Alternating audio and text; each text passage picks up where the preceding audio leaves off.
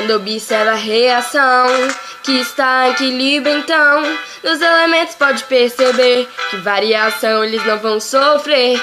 Observe que a concentração, assim como temperatura e pressão, são os três fatores que podem perturbar o equilíbrio. Sim, vambora. Equilíbrio químico é para de aprender. E agora a velocidade fica igual, você vai ver. O equilíbrio você vai notar quando a velocidade se igualar, e deslocamento ele estará se a concentração alterar. Isso é equilíbrio químico.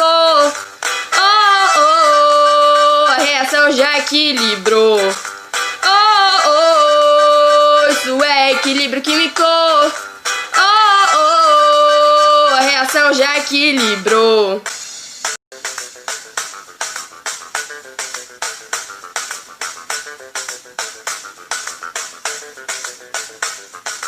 Quanto maior for o valor de K, mais produto sua reação terá. A temperatura faz a constante variar, concentração e pressão não faz K mudar. Observe que a concentração, assim como temperatura e pressão, são os três fatores que podem perturbar o equilíbrio. Sim, vambora. Equilíbrio químico é para de aprender. E agora a velocidade fica igual, você vai ver. O equilíbrio você vai notar quando a velocidade se igualar, e deslocamento ele estará se a concentração alterar. Isso é equilíbrio químico. A reação já equilibrou. Isso é equilíbrio químico. A reação já equilibrou. Fala galera, vamos para mais uma aula. Essa semana nós temos novidade, né? A partir do dia 31 até o dia 7 vocês vão ter um momento de folga para descansar aí, tá?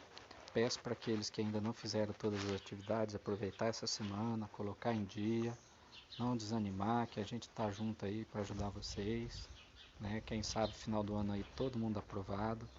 Sabemos que não está sendo do jeito que a gente queria, mas temos que lembrar que todo conhecimento é válido, né? Por mais que estamos tendo dificuldade, né? E acredito que vocês tenham essa dificuldade, mas estão aprendendo um pouco, tá? E se tiver dúvida, questionamento, né? Quiser conversar aí, nós estamos aí para auxiliar vocês, sempre, tá bom? E vamos para a aula então, tá? Nós começamos a falar sobre equilíbrio químico, tá? Lembrando que é importante determinar uma equação em equilíbrio, que essa equação em equilíbrio sempre nós vamos determinar, tá? Com uma flecha dupla, né? Que é essa flecha aqui, tá? Então toda vez que tiver isso aí, ela está em equilíbrio. Que o sistema em equilíbrio é quando a velocidade direta é igual a velocidade indireta, ou quando a concentração dos reagentes e dos produtos são constantes, não sofrem mais alteração, tá? Basicamente é isso. Em relação à constante do equilíbrio, então se eu tenho a seguinte equação, né, eu tenho que lembrar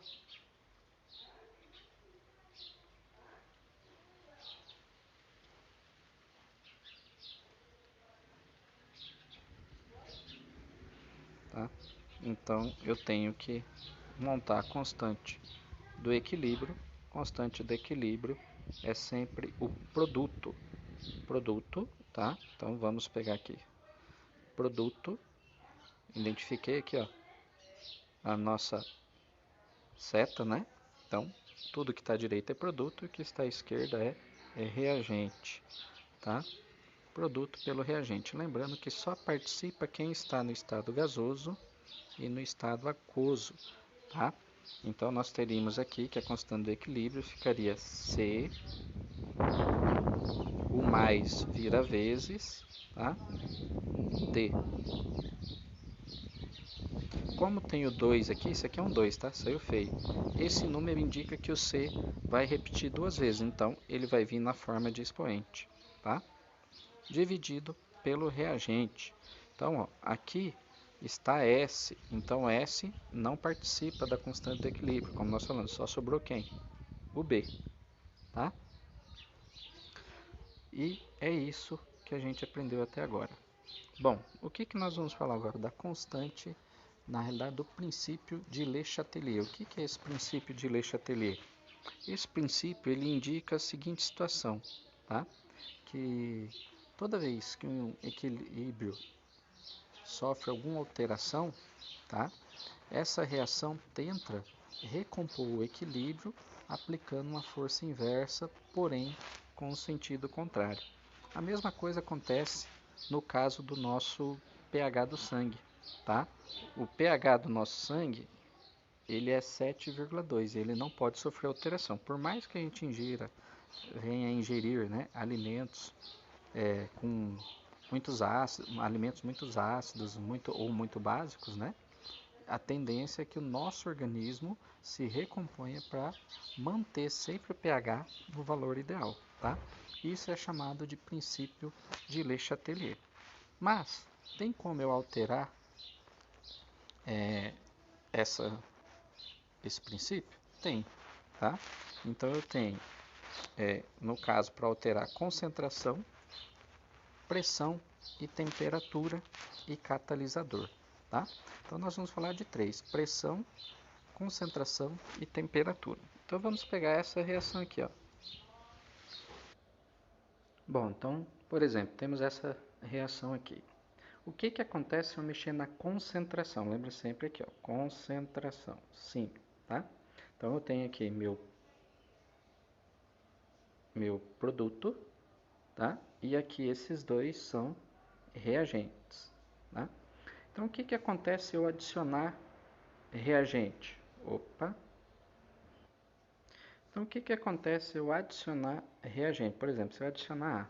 Bom, a reação está sendo o seguinte: eu adiciono reagente, formo produto. Então quanto mais reagente eu adicionar, mais produto eu vou formar. Só mudar aqui, tá? Então é bem simples. Se eu adicionar reagente, toda vez que adiciono reagente, o deslocamento é sempre da esquerda para a direita, tá? Agora, se eu adicionar produto, tá? Se eu adicionar produto, o que vai acontecer? O processo inverso. Toda vez que eu adiciono produto, tá? Então estou adicionando o C, a reação vai ir no sentido inverso, da direita para a esquerda, tá bom? Bom, e se eu adicionar agora o B? B é o que ali? B é reagente, né? Se eu adicionar o B, que é reagente, mais uma vez, estou adicionando reagente, então a formação é da esquerda para a direita. O deslocamento do equilíbrio vai sair da esquerda para a direita, no sentido dos produtos, tá bom? Então, indiferente de qual reagente eu adicionar, tá? Desde que eles estejam no estado gasoso, o deslocamento sempre vai sair no sentido direto, do reagente para o produto, tá? Se eu adicionar produto, tá? Toda vez que eu adiciono produto, desde que ele esteja no estado gasoso, o deslocamento é indireto, ele sai do produto para o reagente. Bom, mas eu posso só adicionar? Não, eu posso retirar, tá? Então, no caso de retirar, o que vai acontecer? Tá? Então, agora, ao invés de adicionar, eu irei retirar. Então, e se eu retirar o A, reagente? Então, o que acontece? Bom, se eu estou retirando o reagente, eu estou desequilibrando aqui na parte do reagente. Então, o sentido é indireto. Se eu retirar A ou se eu retirar B, tá? Um dos dois, se eu retirar reagente, o sentido é indireto, vem do produto para o reagente. E se eu retirar o produto, tá? Eu estou desequilibrando a parte do produto, estou retirando, então o sentido será direto do reagente para o produto, tá?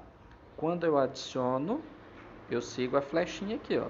Se eu adicionei, vem da reagente, então vai vir da esquerda para a direita, sentido direto. Se eu adicionei, tá?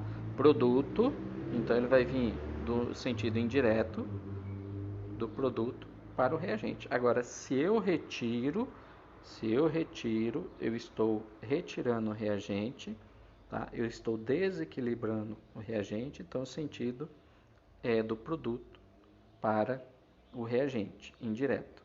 Tá? E se eu retiro o produto, o sentido é do reagente para o produto, sentido direto. Tá? Bom, em relação à temperatura, tá? Toda vez que eu aumento a temperatura, aumentar a temperatura, tá? Eu vou favorecer processo endotérmico, porque ele precisa absorver,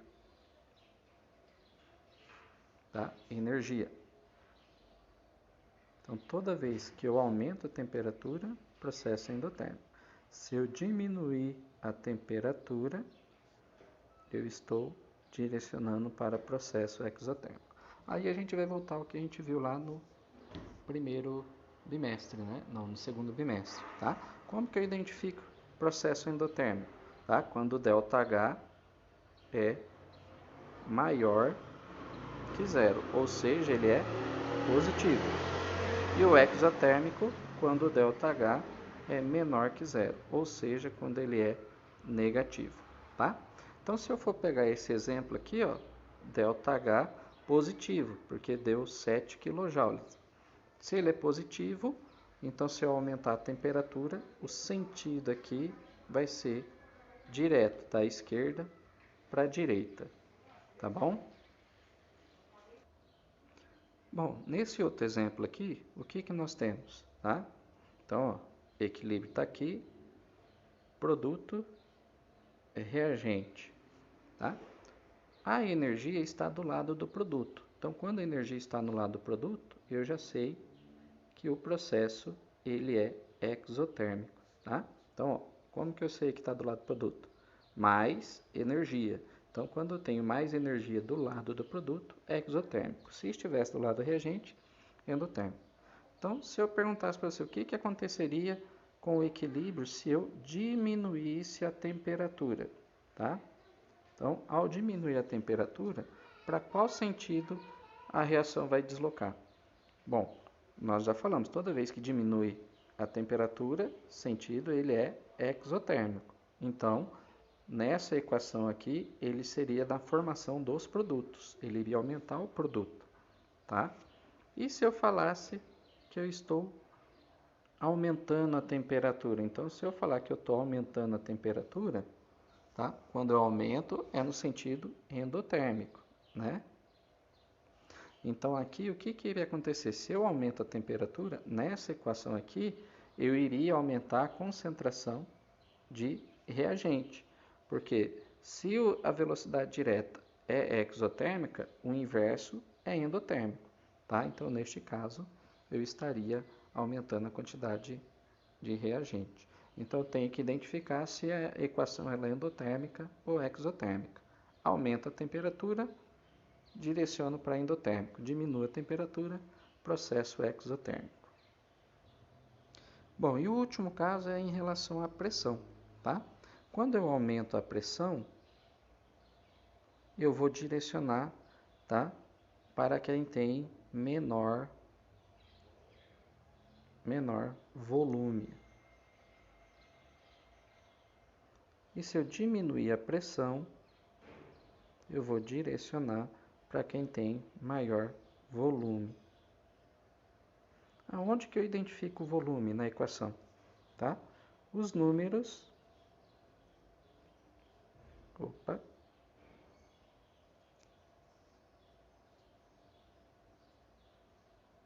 Eita, ele apagou. Só um momentinho. Tá? Então,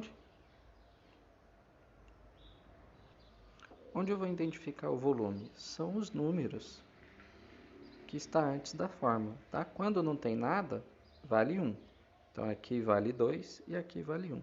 Então, quantos volumes tem no lado dos reagentes? Tá aqui, reagente, produto. Lembra sempre aqui, ó, da setinha para identificar. Que está antes da setinha, reagente, que está depois, produto. Então, eu tenho 1 aqui, 2 no B, então eu tenho 3 volumes. Tá? No lado do produto, eu tenho 1 volume.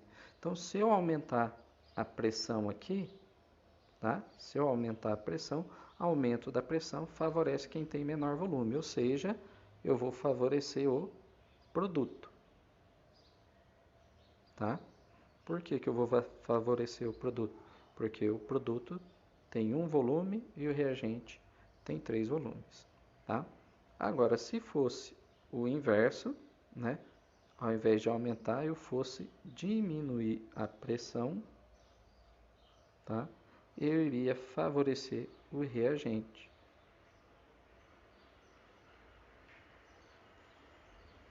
Tá? Por quê? Porque quando eu diminuo a pressão, aumenta quem tem maior volume. Bom, esse é o último caso, né? Então, nesse caso, se eu aumentar a pressão aqui, o que vai acontecer? Tá? Estou aumentando a pressão. O que vai acontecer? Eu vou identificar o volume. Então, aqui ó, tem 1, aqui tem 1. 2 volumes. E aqui eu também tenho 2 volumes. Quando isso acontecer, o que a gente fala? Em relação à pressão, não sofre alteração.